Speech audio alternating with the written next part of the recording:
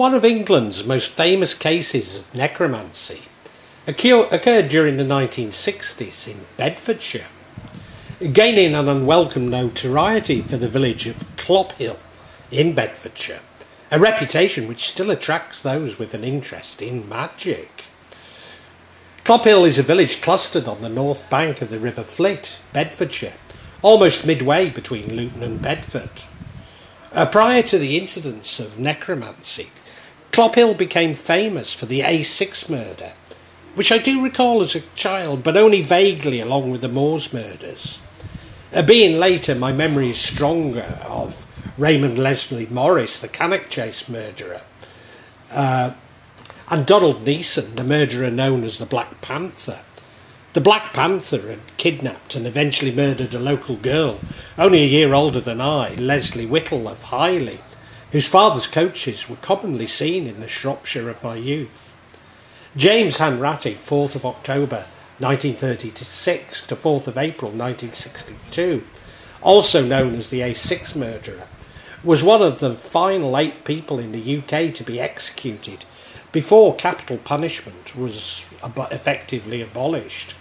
He was hanged at Bedford Jail on the 4th of April 1962 after being convicted of the murder of scientist Michael Gregson, aged 36, who was shot in a car on the A6 at Deadman's Hill, near Clophill, in August 1961. Garston's girlfriend, Valerie Stone, was raped, shot 5 times and left paralysed. I recall it because the guilty verdict was controversial at the time. He claimed to have alibis in Liverpool and Rhyl, both places I knew well, despite being unaware of Clophill, or probably even Bedfordshire at the time. However, recent DNA testing would appear to have proved his guilt.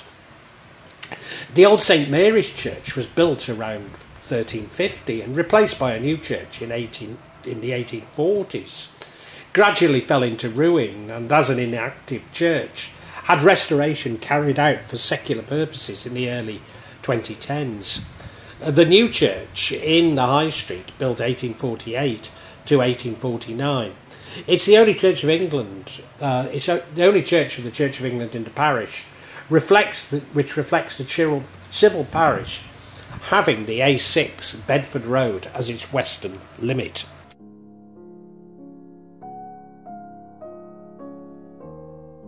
The old church building, formerly the Church of St Mary the Virgin, shortened to the Church of St Mary, and also known colloquially as Old St Mary's or the Old Parish Church, is at the edge of the village and is estimated to be around 650 years old. Locals claim that the church faces the wrong direction, and this is responsible for its hauntings. But an occidental orientation is not unknown within English churches. It was the custom to toll the bell at the time of death or soon after, and that before the actual tolling began, the bell sounded 3 times for a man and twice for a woman. 2 of the bells were removed to the new church, leaving a 3rd bell to be tolled. The burial ground was still in use in 1862, and a licence was obtained for a new burial ground east of the churchyard, but it was not used until 1896. It sits on the crest of Graysand Ridge, offering views over the surrounding countryside. Its graveyard is a haven for wildflowers and wildlife.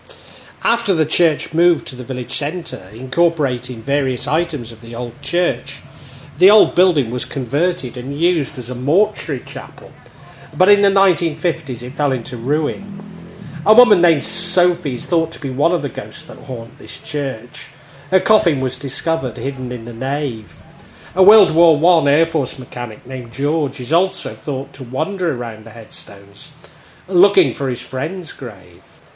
On the night of August the 14th, 1956, thieves stripped the lead off the roof of the old church. Fortunately, they were unable to steal the lot. This event marked the beginning of the decay of the old church, as without a waterproof roof, the walls started to crumble. The Church of England no longer has responsibility for the Old Parish Church, nor is it deemed to be consecrated. Legally, it is the responsibility of Central Bedfordshire Council. It first acquired local, then more widespread notoriety in the 1960s as a result of the desecration of a number of the church's graves, with the attendant sensationalist suspicions of Satanism and black masses. On the 16th of March 1963, in a street in Clophill, a local couple saw two youths from Leagrave, Luton, on a long bike ride and playing with a human skull. Uncommon in a small village like Clophill, but maybe not so shocking in Luton. The youths claimed that they had taken it from inside St Mary's, where they discovered it stuck on a broken piece of window frame that had been jammed into a wall. On the floor were a breastbone, pelvis and leg bones, laid out in a pattern used for the Black Mass, as it was described in newspaper reports of police statements. Scattered cockerel feathers and tracings of two Maltese crosses, filled in red, one newly done and the other somewhat weather-worn, were found inside the church. The rector of the time, the Reverend Leslie Barker, reported that 6 graves of females had been tampered with before the stone slab above the 7th, that of Jenny Humberstone, an apothecary's wife, who died in 1770, aged 22, had been dislodged and the coffin broken open. A Barker, speaking to the press, stated that Satan worshippers are known to use a female at the centre of their ceremonies, and his church warden ascribed the damage to some kind of devil worship. Certainly 10th of March in 1963 was a full moon and may have been an auspicious night for necromancers. It was also some 3 days after the snow had begun to thaw from the brig freeze winter of 62-3, something I remember vividly. The police reportedly stated that an animal sacrifice was commonly described in accounts of satanic rites.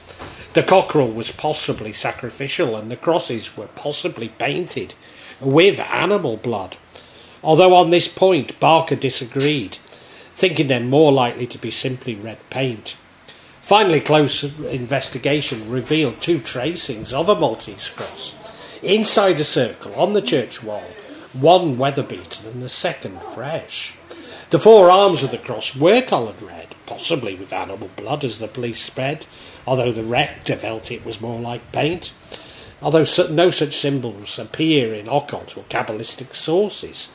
Police felt this detail confirmed that ritual had been performed with the bones. Whilst not associated with occult, such crosses are commonplaces in old churches in England. Author and researcher Bill Ellis, writing some years later, opinioned that the police's idea of a sacrificed cockerel had been derived from a scene in Dennis Wheatley's 1934 novel, The Devil Rides Out, where a black cock and white hen are sacrificed, a book I recall having read as a teenager.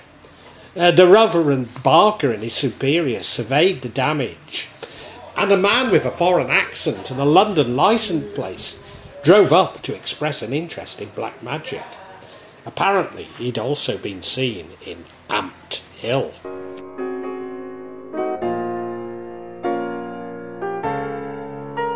The remains of Jenny Humberstone were reinterred on the 23rd of March, but as the incident was not an isolated one, probably thanks to a newspaper frenzy, her grave was desecrated again on 2 occasions before the 2nd of April, and the church had become a nighttime attraction for local teenagers. Humberstone's grave was resealed, but it was reopened on the night of the following full moon, and there was great demand for books about magic at Luton Central Library. Discovery of the heads of 6 cows and a horse in Bluebell Wood, Caddington, south of Luton, on the 9th of April, was linked to the desecration at St Mary's, fuelling further interest. An inspector of the Royal Society for the Prevention and Cruelty of Animals, John Goodenough, noted that the heads were arranged on the edge of a circular clearing and that all but 2 were missing their jawbones, a part he claimed sometimes used in black magic. Indeed, locally it was said that Amt Hill was a centre of Satanism. Something I can believe, as contrary to popular perceptions, middle-class commuter towns like Ampthill are often more associated with sex than more traditional centres of witchcraft.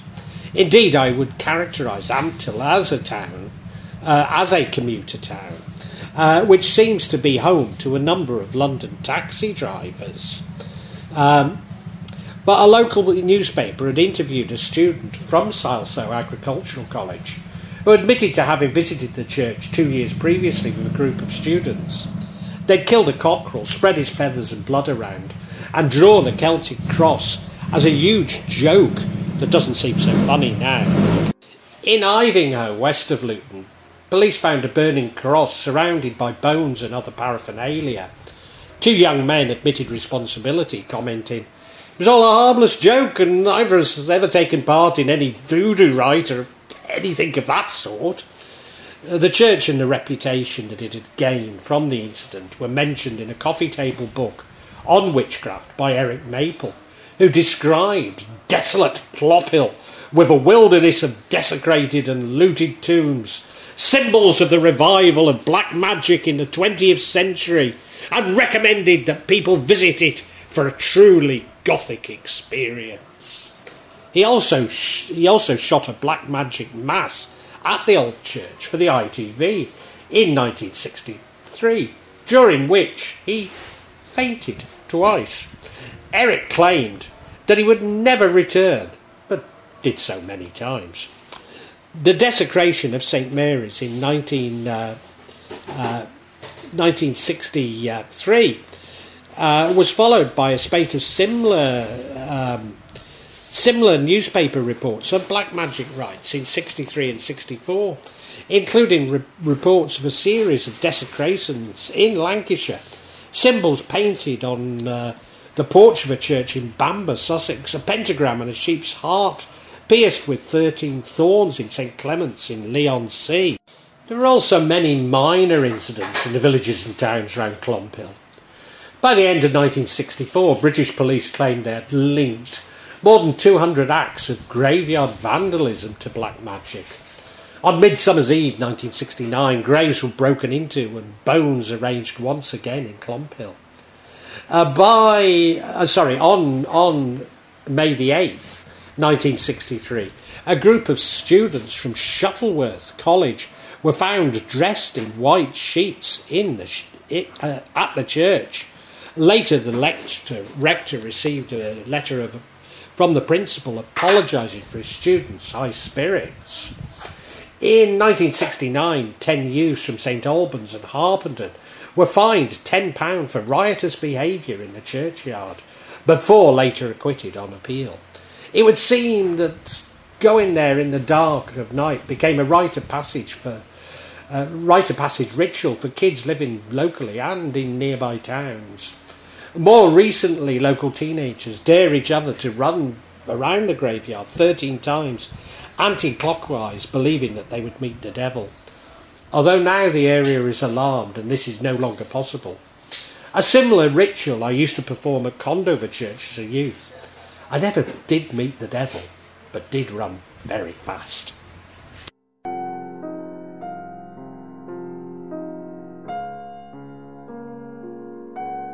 Reverend Leslie Barker retired in 1969 and reported that since the first incident in 1963 there had been numerous instances of graves being broken into and some sort of rite performed. There are reports which suggest that Reverend Barker was much affected by the desecrations of the church. Furthermore, he'd suffered from a number of personal tragedies. It's reported that Barker fled Clophill Rectory on Halloween 1969 and retreated to an isolated cottage on the outskirts of Hitchin. More likely he was simply advised to retire by his doctor, but he did move on Halloween. Certainly many teenagers did descend on the old church that night, but an occult ritual actually took place in Houghton House. He was horrified one morning near Christmas when he discovered the aftermath of a ceremony on a dirt track leading up to the cottage. Ceremonial stones and effigies had been burnt, and Barker confessed to a young couple who were living with him that the witches were trying to kill him. The reason was revealed to the couple, for Reverend Barker still had the bones of Jenny Humberstone in his possession some 6 years later. This was because her tomb kept being desecrated, and he still retained his bones to prevent this. He had kept them safely locked away in the boot of his car, although he's known to have shown them to interested drinkers in local pubs for a free pint. His health was suffering, and it's said that he became convinced that dark witches had put a curse on him. Having suffered from regular personal tragedies and being aware of the use of black magic against me, I can sympathise, but remain sceptical. Although I cannot discount the effects of the press descending on his parish, demanding interviews with him on his mental health.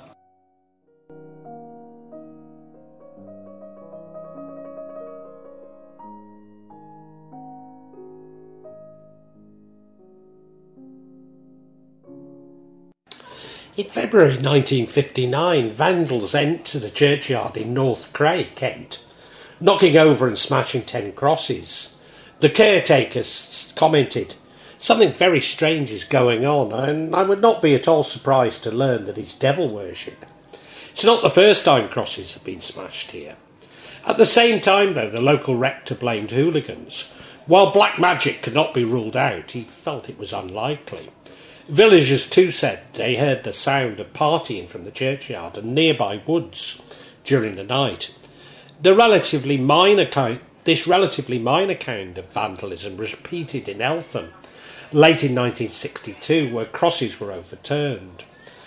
At the time, Bedfordshire was experiencing a dramatic rise in community tensions.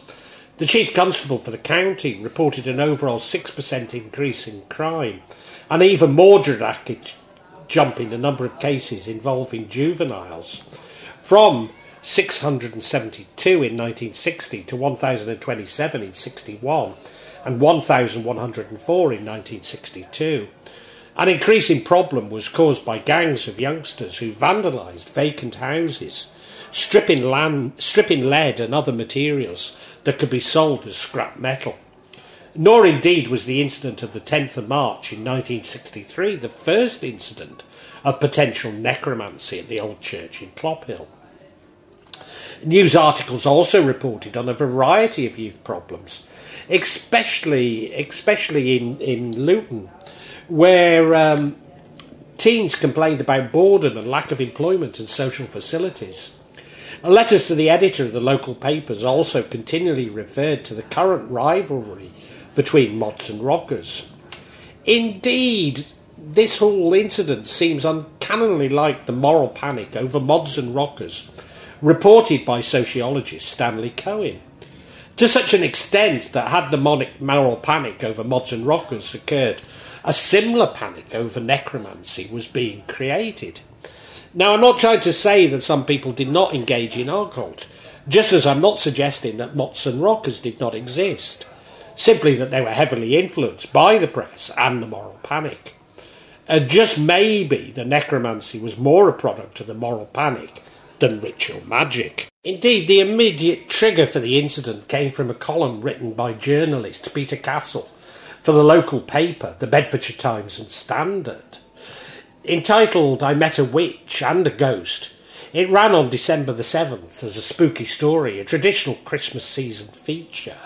The column began conventionally by placing a reader by a warm, haloed fireside to encourage indulgence in speculation over the existence of witches. In this column, he interviewed a Gardnerian-style Wiccan coven that held ritual dances and festivities before serving cakes and wine. Asked if they really undressed before their rituals, the witch admitted that they did, because clothing impeded the mental vibrations that they used to improve situations, charm away illnesses. The human body is a very mundane thing when completely unclothed, she added. Of course, Gerald Gardner was a naturalist, and nudity was very much a part of Wicca, certainly during the 1960s. The old church was declared redundant in 1972. Tombstones in the graveyard around the church were removed and placed around the perimeter of the site. The ground was filled and levelled. Bedfordshire Council, then Bedfordshire County Council, acquired the old church in 1977. The site continued to suffer from vandalism as well as fly tipping under council ownership. In 2010, local activism led to plans for the church to acquire a new function. It was proposed to convert it into a bothy to provide overnight accommodation, eco-lodges, for walkers on Bedfordshire's Greensand Ridge Walk, with a full-time warden on site. However, there were concerns that the council would not be able to afford the $75,000 that it would have to spend on such a project. Instead, in 2012, English Heritage and Heritage at Risk agreed to fund to restore work on the church. The work, which was scheduled to start in 2013, has now been completed to include the stabilising of the ruin and putting a gravel pathway inside the church and restoring a spiral staircase, providing a viewing platform to allow visitors to climb to the top and observe it. Currently, the tower tours run daily at 10 and 4 and 2 o'clock. Visitors may need to telephone ahead as the tours are run by volunteers.